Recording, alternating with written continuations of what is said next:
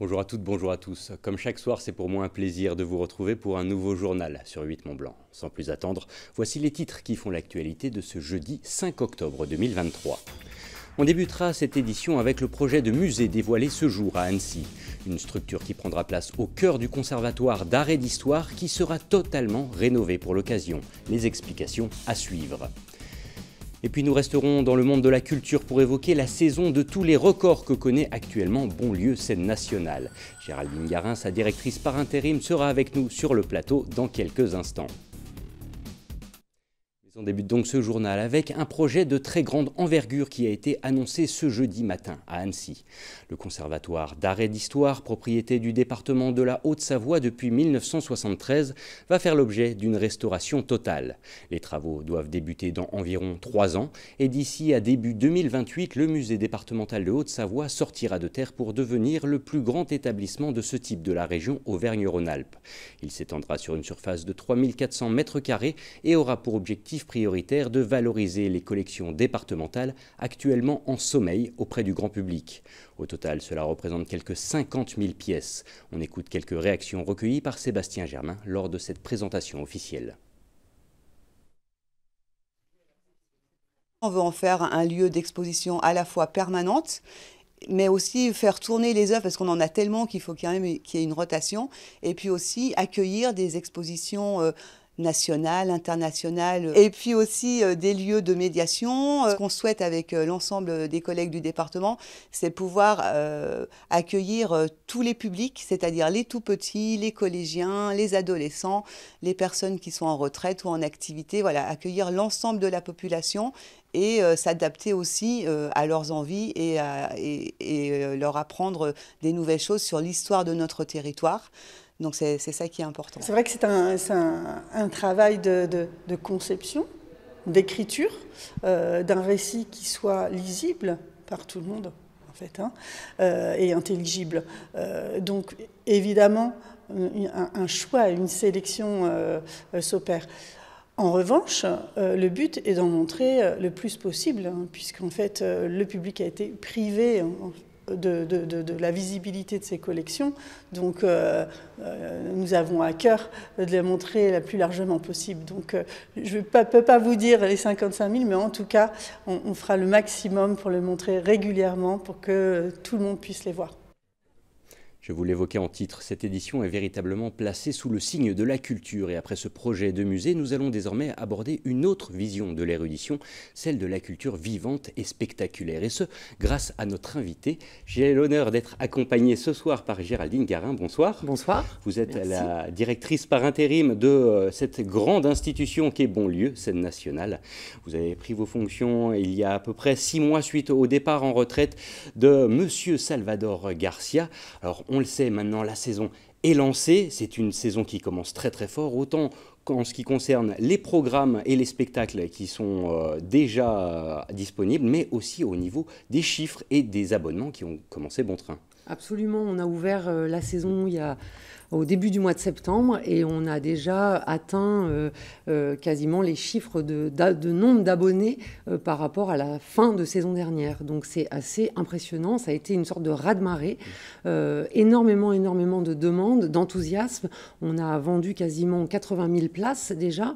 Ça a été un peu un casse-tête parce que c'est à la fois très...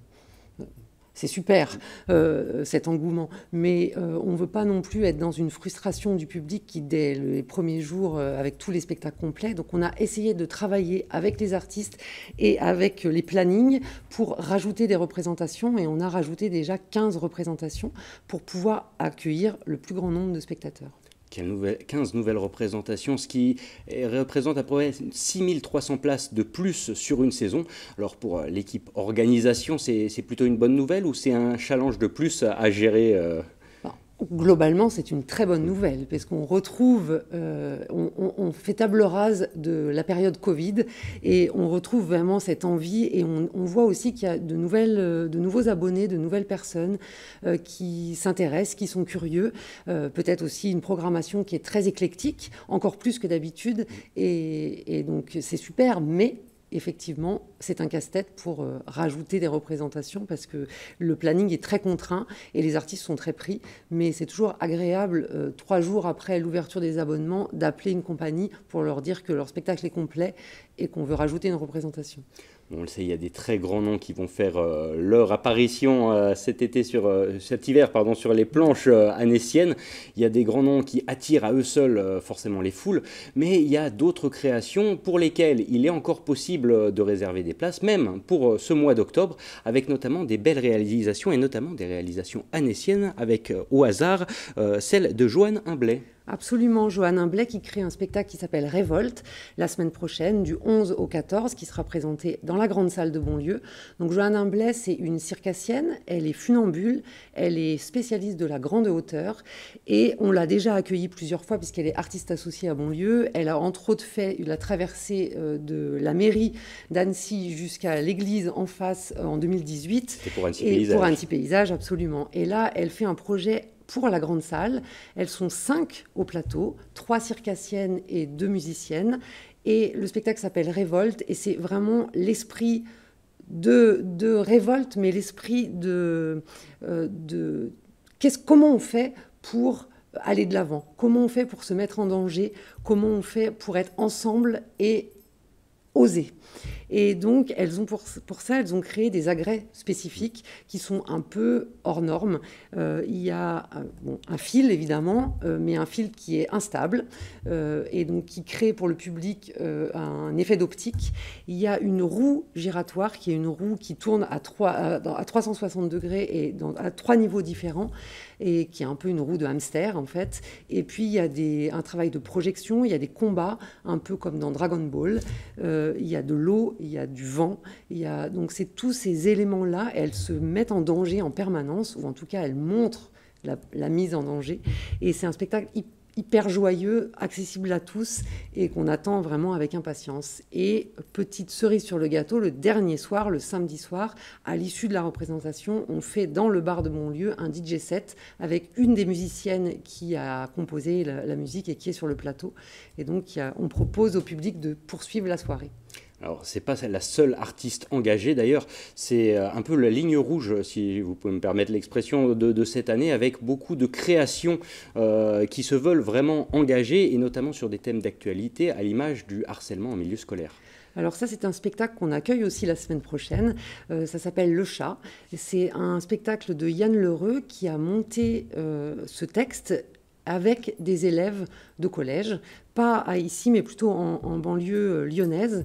Et c'est un spectacle sur le harcèlement, mais aussi sur la méchanceté, on va dire, que les jeunes peuvent avoir les uns envers les autres, et comment les adultes sont un peu paumés avec tout ça, et comment ils sont dépassés. Et c'est cette thématique-là qui est travaillée au plateau par des adultes, mais qui interprètent des jeunes.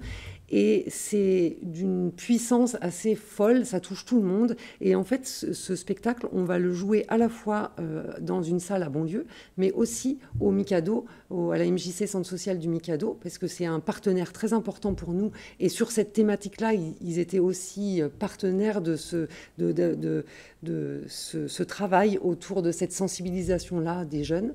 Et c'est un projet qu'on mène dans 2 collèges également. Cette semaine et dans 15 jours, l'équipe artistique s'installe dans les collèges et crée des émissions de radio avec les collégiens autour de cette thématique du harcèlement.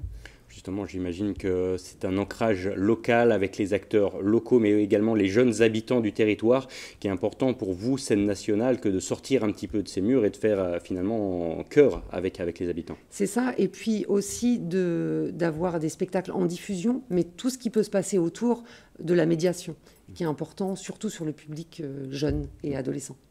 On l'a vu, la saison mène bon train aujourd'hui. Pourtant, l'une des questions que tout le monde se pose, c'est l'avenir de la structure et notamment la fameuse nomination du futur directeur de Bonlieu Scène Nationale.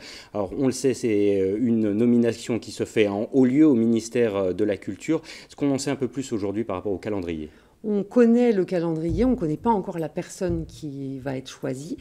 On est sur les dernières semaines là, mais la personne arrivera tout début du mois de janvier 2024 et sera nommée dans le courant du mois d'octobre.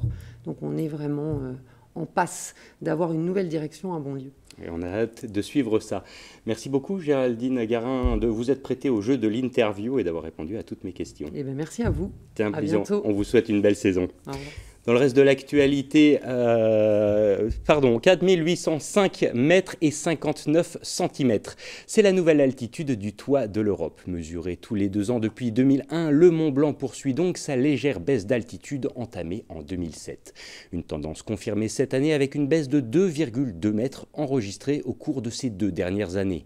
Une mesure effectuée par une expédition de géomètres experts ces 15 et 16 septembre dernier. Une campagne qui vise également à déterminer l'épaisseur de la couche de neige sommitale et la dérive de l'arête frontière, une démarcation aussi physique que politique et qui a bougé de plus de 61 mètres ces 20 dernières années. Le Mont Blanc, au pied duquel le Centre national à l'entraînement à l'alpinisme et au ski des CRS Montagne a accueilli son nouveau commandant en la personne de Cyril Anceau. Il prend la suite du commandant divisionnaire fonctionnel Nicolas Thiebaud qui était à la tête du CNEAS depuis 15 ans et qui conclut ainsi sa carrière de plus de 40 ans au sein des compagnies républicaines de sécurité. On écoute justement le nouveau commandant et son prédécesseur au micro de Kezia Poudou. La cérémonie constituait à une passation de commandement entre mon prédécesseur, le commandant Thiebaud, et moi-même pour reprendre le commandement du Centre national d'entraînement à l'alpinisme et au ski des CRS. Donc j'ai pour la charge d'organiser la formation initiale et continue de l'ensemble des unités opérationnelles CRS de secours en montagne et je joue également le rôle de coordinateur auprès de ces unités et de conseiller technique montagne auprès du directeur central des CRS. Je mets aussi un terme à 40 ans de carrière dans la spécialité montagne des CRS. Et donc c'est un moment effectivement pour moi très émouvant. Et je suis très heureux de passer le relais à mon ami Cyril Anceau. Je vais rester dans la vallée, profiter pour faire de la montagne en amateur et à titre personnel et faire des voyages et tant que je suis en bonne santé, essayer de faire le maximum d'activités de montagne et de voyages. Et pour être tout à fait complet sur le dossier sécurité, nous vous en parlions dans notre édition de lundi. Près de 240 nouvelles brigades de gendarmerie vont être créées dans toute la France. En Haute-Savoie, elles seront au nombre de 3, à Saint-Julien-en-Genevois, à Sciez et à Talloires-Montmain. Sébastien Germain a pu contacter Loïc Hervé, sénateur de Haute-Savoie et par ailleurs rapporteur de la LOPMI, la loi d'orientation et de programmation du ministère de l'Intérieur. Je vous propose de l'écouter, il répond en visioconférence depuis le Sénat. Alors c'est d'abord un sentiment de satisfaction parce que c'est le fruit d'un travail de construction avec les élus locaux pour mettre ces 3 nouvelles brigades, une au bord du lac d'Annecy sur la façade est à Talloires, une dans le Genevois à Saint-Julien-en-Genevois, une brigade mobile, et une autre brigade qui est construite à Sciez-sur-Léman. Donc vraiment 3 brigades qui ont été mises à des endroits stratégiques. Il y a un petit bémol qui est quand même de taille, qui est le fait qu'il n'y ait pas de renfort sur l'agglomération annemassienne, est quand même un secteur dans lequel il est nécessaire d'avoir un renforcement parce qu'il y a un problème d'effectif de la police nationale, qui était un élément assez important, puisque les policiers manquent à l'appel, hein, ils sont nommés et le logement est trop cher, et il faut renforcer dans la zone gendarmerie de l'agglo d'Annemasse les effectifs de gendarmerie. Donc on a besoin de revenir sur ce dossier-là, et avec ma collègue Virginie Duby-Muller, on a déjà pris attache du ministre de l'Intérieur pour pouvoir trouver l'occasion de discuter de cela. Parce que la LOPMI, c'est 238 nouvelles brigades en France, que parmi ces 238, on a 3 en Haute-Savoie, et que, évidemment, il faut affirmer que ces créations de nouvelles brigades répondent à la croissance démographique et à la croissance parfois de la délinquance dans des secteurs de la Haute-Savoie. Donc ça, à cet égard, je ne peux que me féliciter que la LOPMI ait été mise en œuvre rapidement et que la Haute-Savoie soit servie. Voilà, ça n'empêche pas que nous avons encore des problèmes, mais c'est comme le problème de l'indemnité de résidence où il y a eu des choses annoncées qui sont bien et qui vont dans le bon sens, et puis il y a quelques trous dans la raquette qu'il nous conviendra de combler. C'est le travail des parlementaires, députés, sénateurs, de travailler sur ces sujets. Et nous arrivons déjà au terme de ce journal. Merci à tous de votre intérêt pour l'information sur notre antenne. Merci à toute l'équipe. Tout de suite, sur votre antenne, Thierry Paul me prend le relais pour la météo. À la suite de quoi, nous vous proposerons une rediffusion de l'aparté de la rédac consacrée ce soir au nouveau visage des galeries Lafayette. Quant à moi, je vous retrouve demain, vendredi, pour le dernier journal de la semaine. Mais en attendant, passez une très belle soirée sur 8 Mont Blanc. À bientôt.